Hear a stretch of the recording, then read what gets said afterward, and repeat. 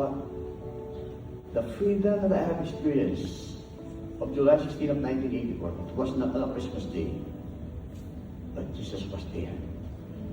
It doesn't have to be Christmas for you to be reminded that He is in charge.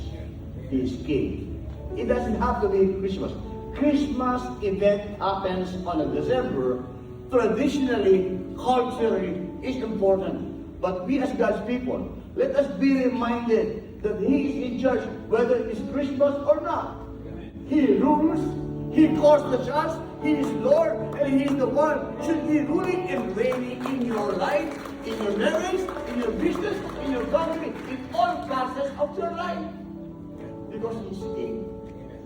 Therefore, let this Christmas remind us, not with the festivity of the celebration, not with the exchange gifts and bonuses and all the nice food to partake on our dining table, but rather understanding, Lord, this reminds me of July 16th of 1984, how you have delivered me from addiction, how you have set me free from the power of nicotine in my life, where you have given me the opportunity to receive that good news that brought great joy in my life.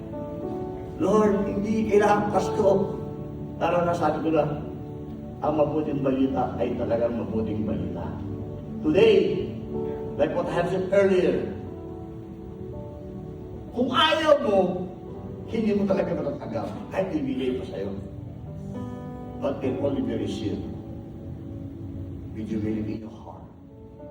Because God gives grace to the humble. But He opposes the proud. Sabi mo, Lord, kailangan ko to dahil ito yung kulang ko sa buhay ko. Remember the scripture? What it would profit a man if he gains the whole world and yet forgets his own soul. You've got everything in life kung saan you've got it all. You've got everything that you need in life.